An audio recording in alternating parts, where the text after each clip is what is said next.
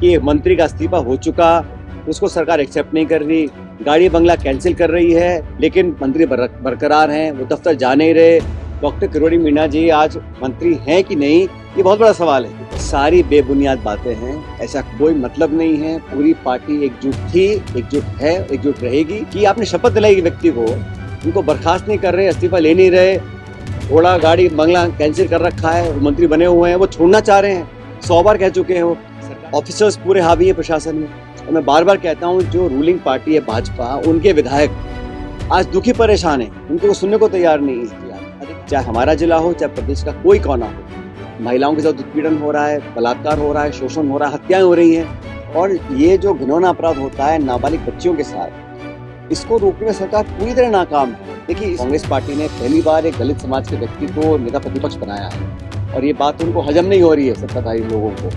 चोरी ना हो, पेपर लीक ना हो, बेईमानी ना हो, जिम्मेदारी सरकार की है, लेकिन उसकी भी कुछ सीमाएं होती हैं। आप किसी को अपमानित करें या किसी को नीचा दिखाकर काम करें, उसको कोई अप्रिशिएट नहीं कर सकता। करप्शन को, माफिया को कंट्रोल करने में बिल्कुल फेल रही है। चुनाव से पहले जो बड़ी बड़ी घोषणा भाजपा करती थी, सरकार में आने के बाद उन सबको भूल गई है। ये दूसरा बजट आया सरकार बनने के बाद, केंद्र सरकार, राजस्थान का नाम वित्त मंत्री के मुंह पे भी नहीं आया, क्योंकि वो 25 में से 11 सीटें हार गए। तो उसका गुस्सा जनता से क्यों निकाल रहे हैं? आज मैंने टोंक के अंदर जो निर्माणाधीन काम चल रहे हैं, अलग अलग प्रोजेक्ट्स जो काफ़ी लंबे से अधूरे थे, उनकी एक समीक्षा बैठक ली है मैंने। और जो यहाँ पे बड़े पुल का निर्माण था, 140 करोड़ का पुल था गलौता का, वो अब लगभग 1.5-2 महीने में पूरा हो जाएगा।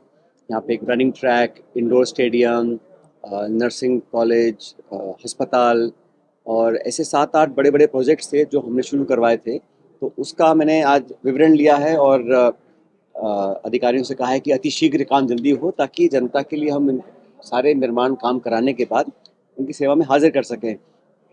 बच्चों के खेलने के लिए एक बहुत अच्छा इंडोर स्टेडियम बनाया हम लोगों ने, उसका काम लगभग पूरा हो गया है।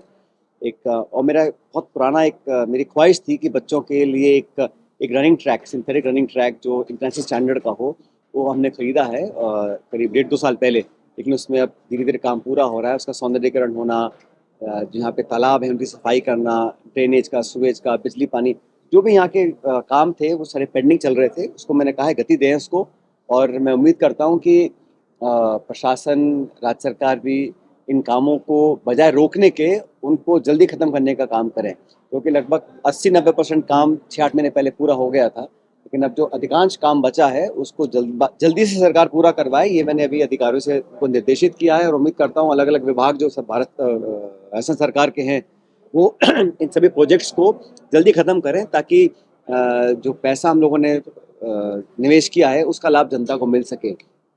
बाकी क्योंकि अब बहुत जल्द गर्मी के महीने आने वाले हैं, तो मैंने डिपार्टमेंट्स को बोला है कि पीने के पानी को लेकर भी वो एक प्लानिंग तैयार करें, कंटीजेंसी प्लानिंग बने, उसमें टैंकर से जहाँ सप्लाई हो सकती है पहले से तय कर दिया जाए, और पहले से हम पर्याप्त मात्रा में अपनी तैयारी करके रखें कि गर्मियों के महीने में हम कैसे उसको टैकल कर सकते हैं। तो मैंने सब अधिकारियों को बोला है, सब लोगों से मैंने चर्चा करी है, और मुझे पूरी उम्मीद है कि समय से पहले अगले 1.5-2 महीने में सभी काम पूरे होंगे और सब काम चालू हो जाएं, ताकि जनता को उन सभी प्रोजेक्ट्स का लाभ मिल सके। गन्ना तलाई वाला एक प्रोजेक्ट है, उसको लेकर कंफ्यूजन की स्थिति बनी हुई है, तो वहाँ पर आखिर बनेगा क्या? अधिकारियों ने इसको भाई, मैंने तो उनको कह रखा है कि गन्ना तलाई का जो तालाब है वहाँ पे गंदा पानी वहाँ पर आता है, उससे प्रदूषण फैलता है, बीमारियाँ फैलती हैं, और वाटरबोर्न डिजीजेज लोगों को बहुत वहाँ आसपास तंग करती हैं।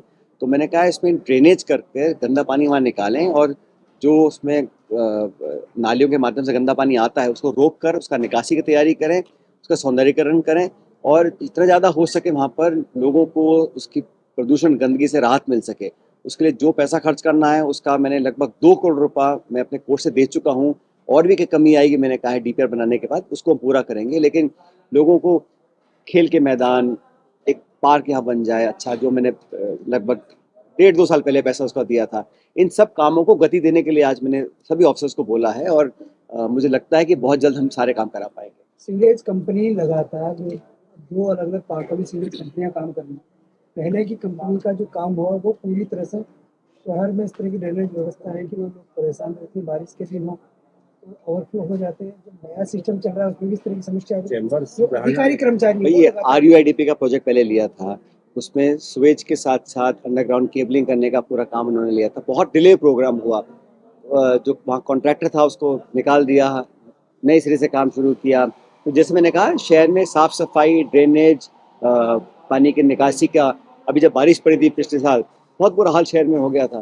तो सब ऑफिसर्स को मैंने कहा है काम करें, क्योंकि नगर परिषद और अब ये सब चार्ज अधिकारियों को दिए हुए हैं, तो वो लोग बिना डिले के इन सब कामों को करें ताकि जनता को दिक्कत का सामना ना करना पड़े। सर, नगर परिषद टॉप हो चाहे PWD हो या अन्य और कोई विभाग हो, बजट को लेकर काफी दुखी है। निवाई, उनियारा, मालपुरा तीनों को बजट है, देखिए, टॉप को बजट नहीं है। ऐसा नहीं है, जितना भी बजट उनको चाहिए हम लोग दिलवाने की पूरी कोशिश करेंगे। और सरकार को मैं आग्रह करूंगा कि जो हमारे काम निर्माणाधीन है उसमें अगर बजट नहीं देंगे तो पूरा पैसा ज़ाहिर हो जाएगा। तो मैं कोशिश करूंगा कि और पैसा हम लोग दिला पाएँ, जहाँ से भी संसाधन जुटाने हों, विधायक कोर्स या कहीं और से किसी कोर्स से में करना हो, वो सब पैसे की हम कमी नहीं आने देंगे टोंक में। सर, विधानसभा में डेडलॉक खत्म हो गया है, लेकिन अब कांग्रेस के अंदर डेडलॉक शुरू हो गया है। टीकाराम जूली और डोटासरा के बीच अंतर करने की सारी बेबुनियाद बातें हैं, ऐसा कोई मतलब नहीं है। पूरी पार्टी एकजुट थी, एकजुट है, एकजुट रहेगी। हमारा उद्देश्य व्यक्तिगत महत्वाकांक्षों को पूरा करना नहीं है। हमारी पार्टी विपक्ष में है। एक जिम्मेदार विपक्ष होने के नाते हम सभी लोग सदन के अंदर, सदन के बाहर सरकार को जवाबदेह बनाने का काम करते हैं। अभी 1.25 साल हो गया है सरकार का। उपलब्धि मात्र ये है कि मंत्री का इस्तीफा हो चुका, उसको सरकार एक्सेप्ट नहीं कर रही, गाड़ी बंगला कैंसिल कर रही है, लेकिन मंत्री बरकरार हैं, वो दफ्तर जा नहीं रहे। डॉक्टर किरोड़ी मीणा जी आज मंत्री हैं कि नहीं, ये बहुत बड़ा सवाल है। और जो मुद्दे पे उठा रहे हैं उस पर सरकार की चुप्पी है, कोई जवाब नहीं आ रहा। तो ये असमंजस जो पैदा हुआ है, ये हमारा काम है पूछे विपक्ष का, कि आपने शपथ दिलाई व्यक्ति को, उनको बर्खास्त नहीं कर रहे, इस्तीफा ले नहीं रहे, घोड़ा गाड़ी बंगला कैंसिल कर रखा है, वो मंत्री बने हुए हैं, वो छोड़ना चाह रहे हैं, 100 बार कह चुके हैं, वो सरकार तैयार नहीं है। तो कन्फ्यूजन जो पैदा हुआ है, ये सरकार जानबूझ के करती है और मुझे लगता है उनकी नाकामी है। सरकार का रवैया क्या है? ऑफिसर्स पूरे हावी हैं प्रशासन में, और मैं बार बार कहता हूँ जो रूलिंग पार्टी है भाजपा, उनके विधायक आज दुखी परेशान हैं, उनके को सुनने को तैयार नहीं है। अधिकारी हावी हैं प्रशासन के ऊपर। 1.25 साल में सरकार की कोई ऐसी उपलब्धि नहीं जिसको बखान कर सकते हैं। 2 बजट पेश कर चुकी है। हमेशा सरकार 3 लाख नौकरी देंगे, 4 लाख रोजगार उत्पन्न कराएंगे, घोषणा हो रही हैं, भाषण हो रहे हैं, धरातल पर उतर नहीं रहा। लॉ एंड ऑर्डर को देख लीजिए आप, चाहे हमारा जिला हो, चाहे प्रदेश का कोई कोना हो, महिलाओं के साथ उत्पीड़न हो रहा है, बलात्कार हो रहा है, शोषण हो रहा है, हत्याएं हो रही हैं, और जिम्मेदारी लेने वाला कोई नहीं है। जोधपुर से लेकर अलवर तक हर जगह आप किसी जिले में देख लीजिए, वहाँ पर अपहरण, हत्या, लूटपाट, ये सारी, इसको नियंत्रण करने के लिए एक स्ट्रॉन्ग लीडरशिप चाहिए प्रदेश के अंदर, जिसका अभाव है। आपस में इतने सत्ता के केंद्र बन चुके हैं, अलग अलग मंत्रालय अपनी अलग धुन बजा रहे हैं, और दिल्ली और जयपुर में मंत्री और मुख्यमंत्री, इनका जो समन्वय होना चाहिए एक इलेक्टेड गवर्नमेंट का, उसका अभाव है। उसका नुकसान जनता को झेलना पड़ रहा है। गाँव है मालपुरा में, वहाँ पर भी दलित के साथ 25 रेप हुआ है। ये कानून व्यवस्था का, मैं कहता रहा हूँ आपको, सबसे पहली जिम्मेदारी सरकार की क्या है? हमारी बहन बेटियां सुरक्षित जी सकें। और ये जो घिनौना अपराध होता है नाबालिग बच्चियों के साथ, इसको रोकने में सरकार पूरी तरह नाकाम है। देखिए, इसमें पॉलिटिक्स की बात नहीं है, लेकिन एक गवर्नेंस होता है, एक पुलिस का एक प्रभाव होता है, एक खौफ होता है। जब अपराधियों के जहन में वो खौफ और डर नहीं पैदा कर पाएगी सरकार, तो इस प्रकार के सामाजिक तत्व ऐसी घटनाओं को अंजाम देते रहेंगे, हमारी बच्चियां दुख पाती रहेंगी। तो ये गवर्नमेंट राजस्थान को खड़ा होकर बोलना पड़ेगा कि हमें एक्सेप्टेबल है, हमारी पॉलिसी होगी जीरो टॉलरेंस की। तो सरकार नहीं कर पा रही, वो इकबाल पैदा नहीं कर पा रही अनफॉर्चुनेटली। और मैं जैसा मैं पहले कहा, उसका नुकसान लोगों को हो रहा है। भाजपा का जंगलराज बड़ा है, दुष्कर्म जैसी घटना हुई हाँ जी। है, कांग्रेस ने चुप्पी साध रखी है, कोई धरना, कोई प्रदर्शन नहीं। देखिए, इस प्रकार की घटनाओं को हम लोग कभी भी पॉलिटिकल नहीं करना चाहते, लेकिन ओवरऑल जो लॉ एंड ऑर्डर है वो बिल्कुल चरमरा चुकी है। और मैं बार बार कहता हूं कि पहली जिम्मेदारी सरकार की क्या है? सुरक्षा, लोगों को, एक बहन बेटियों को एक विश्वास पैदा करना कि आप अपना जीवन खुले से जीवन जी सकती हो, पहली जिम्मेदारी वो है। बाकी भाषण और घोषणा पत्र और सारी स्पीच तो सरकार करती रहती है, लेकिन वहाँ सरकार पूरी तरह फेल है। लॉ एंड ऑर्डर को लेकर सरकार पूरी तरह फेल है। ये पहले तो किरोड़ी बाबा विधानसभा में नहीं जा रहे थे, अब चर्चा ये है कि डोटासरा में नहीं जा रहे। ऐसा कुछ नहीं, मैंने फिर कहा आपको, नेता प्रतिपक्ष टीकाराम जूली जी हैं, प्रदेश अध्यक्ष डोटासरा जी हैं, और वो दोनों मिलकर सरकार को कटघरे में खड़ा करते हैं। सरकार के पास कोई जवाब नहीं होता, सरकार के पास कोई रिप्लाई देने को नहीं है, तो इस प्रकार की अफवाह फैलाने का काम भाजपा करती है। विपक्ष पे रहकर हमारा संघर्ष किस बात का है? जब आपने तय हो, पारदर्शिता हो, बजट की घोषणाओं को पूरा करें, जो भाषण सरकार देती है सदन के अंदर उसको लागू करें। और ये जब जवाब पूछते हैं तो ध्यान भटकाने के लिए कभी कोई सुगुफा छोड़ देते हैं, कभी कोई सुगुफा छोड़ देते हैं। लेकिन कांग्रेस पार्टी ने एक बहुत जिम्मेदार विपक्ष की भूमिका निभाई है सदन के अंदर, और टीकाराम जूली जी एक नौजवान साथी हैं, संगठन में मेरे साथ काम किया हुआ है, और कांग्रेस पार्टी ने पहली बार एक दलित समाज के व्यक्ति को नेता प्रतिपक्ष बनाया है। और ये बात उनको हजम नहीं हो रही है, सत्ताधारी लोगों को। वो नहीं चाहते हैं कि एक दलित आवाज मजबूती से सदन में बोले, तो इसलिए कहीं ना कहीं ध्यान डाइवर्ट करने के लिए वो अपने सुबह छोड़ते रहते हैं। लेकिन पूरी पार्टी एकजुट है। जैसा मैंने पहले कहा, हमारे प्रदेश के अध्यक्ष डोटासरा जी हैं, जूली जी हमारे नेता प्रतिपक्ष हैं, और दोनों की जो जोड़ी है बहुत बेहतर काम कर रही है। भाजपा के प्रदेश अध्यक्ष वो कह रहे हैं कि सचिन पायलट जी की दाल में अच्छा अनुभव रहा। वही तो व्यक्तिगत आदमी की रुचि है, कौन किस में आस्था रखता है, कब पाठ पूजा करता है, कब व्रत रखता है, कब कीर्तन करता है, कब मंदिर जाता है। ये तो इसमें राजनीति को उसमें जोड़ना मैं समझता हूँ बिल्कुल गलत है। एक परीक्षा को लेकर के क्या कहना चाहेंगे, कैसा आयोजन रहा उस समय में? आज एग्जाम लगेंगे, बात आयोजन तो किसी पे एहसान नहीं हो रहा ना। आजकल सवाल क्या हो रहा है, अगर कहीं लूटपाट नहीं हुई, कहीं पेपर लीक नहीं हुआ, अगर ये तो जिम्मेदारी सरकार की है ही, ये किस पे एहसान कर रहे हैं। लेकिन जो नौकरियों का वादा आपने किया, शिक्षित बेरोजगार आज भटक रहे हैं, 1.25 साल हो गया, कितनों को आप नौकरी दे पाए हैं?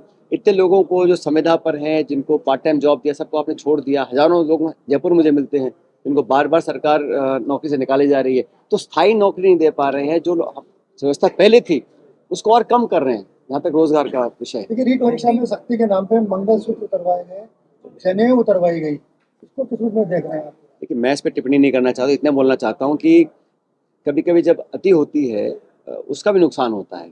आप सारी सेफगार्ड्स रखें, चोरी ना हो, पेपर लीक ना हो, बेईमानी ना हो, जिम्मेदारी सरकार की है। लेकिन उसकी भी कुछ सीमाएं होती हैं। आप किसी को अपमानित करें या किसी को नीचा दिखाकर काम करें, उसको कोई अप्रिशिएट नहीं कर सकता। आपकी बनावट से लेकर राजधानी जयपुर की सड़कों तक माफिया का राज लगातार नजर आ रहा है। कई जगह एक्सीडेंट हो रहे हैं, हादसे हो रहे हैं, और बजरी माफिया बिल्कुल राजधानी तक सप्लाई।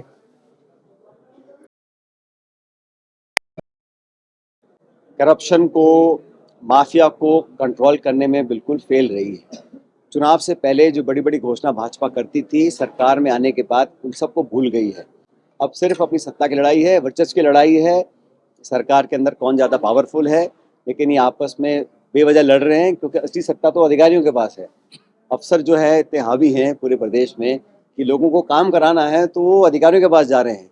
नेताओं को पूछने का अब जो पहले भ्रम होता था लोगों को, वो है नहीं। भाजपा के राज में तो मैंने शुरू में कहा आपको, तो सत्ताधारी दल के विधायक हैं, वही परेशान है।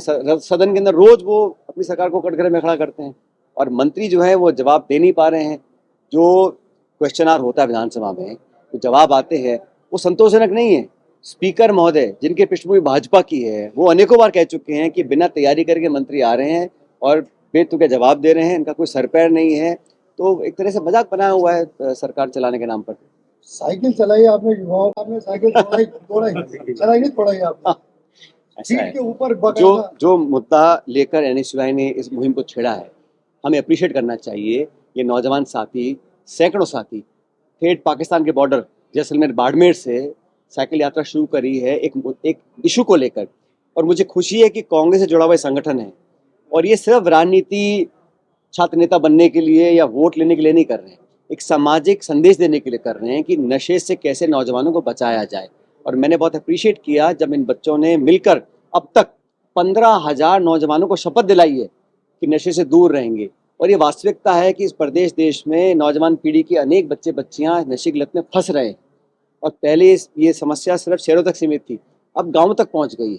इसमें केमिकल, तमाम तरह के पदार्थ लोगों को आसानी से उपलब्ध हो रहे हैं और बच्चों का जीवन खराब हो रहा है। तो उन बच्चों को जागरूक करने के लिए, उन परिवार वालों को संबल देने के लिए, एक ऐसी समस्या है समाज में, जो हमारा बच्चा बच्ची अगर इस लत में फंस जाता है, नशे की लत में, उसको एक्सेप्ट करने में बड़ी लज्जा महसूस करता है परिवार, और उसको मेडिकल हेल्प कैसे दे सकते हैं, नशा मुक्ति केंद्र में कैसे ले जा सकते हैं। ये एक वास्तविक प्रॉब्लम है, इसको एक्सेप्ट कर इसका निराकरण करना सबकी जिम्मेदारी है। तो NSUI ने जो किया उसका समर्थन करने के लिए मैं पाली जिले में गया, उन लोगों ने साइकिल का अभियान चलाया, हम सब ने साइकिल चलाई। मेरे साथ भीमराज भाटी जी थे जो 80 साल के हैं, उन्होंने भी साइकिल चलाई थोड़ी देर के लिए ताकि एक योगदान देखे। तो हम सब मिलकर करेंगे। और मैं समझता हूँ टोंक के अंदर भी जो नशे की समस्या है ये लगातार बढ़ रही है, और इसमें जो आर्थिक रूप से कमजोर वर्ग है उनके बच्चे बच्चियां ज़्यादा इसे फंस रहे हैं।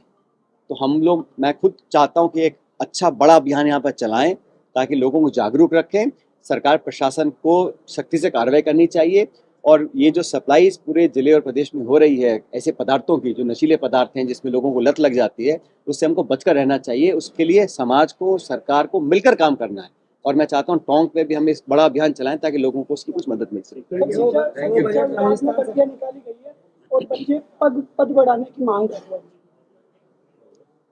हैं। बाग में भर्तियां निकाली गई है सरकार द्वारा, फर्स्ट ग्रेड, सेकंड ग्रेड, लेकिन वो बेहद कम है पद। सरकार को पहले तो जो बैकलॉग है, सुनो मेरी बात, जो अब तक का बैकलॉग है पहले उसको भरना चाहिए। इन 1.25 साल में सरकार जो खुद के पद खाली पड़े हैं, 1.25 साल सरकार बदलने के बाद, क्या कारण है कि वो पद ही नहीं भर पा रहे हैं, और जो पद की घोषणा कर रहे हैं उनको पूरा नहीं कर पा रहे हैं। तो पद बढ़ाने के बाद तो बाद में आती है, पहले बैकलॉग पूरा करें, जो खुद अपने मुंह से वादे किए उसको पूरा करें, उसके बाद अगर संभव हो तो बढ़ाने की हम ही मांग रखेंगे बड़े पद। राजस्थान सरकार का बजट आया, लेकिन जो रेल को लेकर जो जमीन का जो हिस्सा देने की बात थी, तो इस तरह का इसका प्लान है। ये दूसरा बजट आया सरकार बनने के बाद, केंद्र सरकार। राजस्थान का नाम वित्त मंत्री के मुंह पे भी नहीं आया, क्योंकि वो 25 में से 11 सीटें हार गए। तो उसका गुस्सा जनता से क्यों निकाल रहे हैं? हार जीत होती रहती है, लेकिन भौगोलिक दृष्टि से राजस्थान देश का सबसे बड़ा राज्य है, और रेल वो साधन है जो लोगों को, जगहों को जोड़ता है। और सबसे ज़्यादा ज़रूरत इस प्रदेश में है बड़े बड़े पुलों की, बड़े बड़े ब्रिजेस की, क्योंकि यहाँ बहुत फैला हुआ इलाका है। और मुझे खेद है कि केंद्र सरकार ने, वित्त मंत्री जी ने राजस्थान की जो डिमांड्स थी, और मुझे अफसोस होता है कि प्रदेश की सरकार ने अपने प्रभाव का इस्तेमाल नहीं किया। अगर मुख्यमंत्री जी चाहते, वित्त मंत्री के पास बैठते और प्रदेश की वाजिब मांगों को मनाने का काम करते, तो हो सकता है सरकार मान जाती। इंजन डबल है, दोनों ही फेल दिख रहे हैं मेरे को। तो राजस्थान का नाम मुंह से लिया नहीं, कोई विशेष दर्जा दिया नहीं, ERCP को नेशनल प्रोजेक्ट घोषित किया नहीं, रेलवे की सारी सब ठप, टोकन 50 लाख 1 करोड़ रुपये दे रहे हैं, या प्रोजेक्ट 2000 करोड़ रुपए का है। तो प्रोजेक्ट पूरे कैसे होंगे? वो तो सिर्फ बुलेट ट्रेन का सपना दिखाना, हवाई लूटना, रील बनाना, रेल मंत्रालय का काम है। देखिए, राजस्थान में जो डिमांड्स हम लोगों की थी, आज की नहीं है, दशकों पुरानी डिमांड्स हैं। हम लोगों ने काम शुरू किया, सर्वे करवा दिया, सब कुछ हो गया, लेकिन उसको आगे बढ़ाने के लिए अगर मंशा ही नहीं है, नियत नहीं है, तो कोई इंसान क्या कर सकता है? लेकिन ये बात सही कह रहे हैं, राजस्थान की अपेक्षा हुई हर दृष्टि से, और विशेष रूप से रेलवे के माध्यम से। लेकिन समझौता में जो प्रकरण हुआ, कांग्रेस ने कहा कि यहाँ गलत हुआ, उस प्रकरण में सरकार की नीयत शुरू से साफ नहीं है। अगर वो चाहते तो बहुत जल्दी पहले न्याय मिल जाता। ना तो उसकी जुडिशियल इंक्वायरी हुई है, जिसका खुद सरकार के मंत्री वादा कर गए थे, मौके पर जाकर जुडिशियल इंक्वायरी होगी, आज तक नहीं हुई है। तो जो दलित है, गरीब है, पिछड़ा है, आदिवासी है, उनकी सरकार कहाँ चिंता करती है? वो तो मीडिया मैनेजमेंट, हेडलाइन मैनेजमेंट और चंद लोगों को राजी करने के लिए काम कर रही है। लेकिन जो असली दुखी है, पीड़ित है, पिछड़े हैं, गरीब है, महिला है, दलित है, जो बिल्कुल आखिरी कतार में है, उनकी गुहार कहाँ सुनती है सरकार? हम तो हमेशा जनता के साथ थे, जनता के साथ रहेंगे।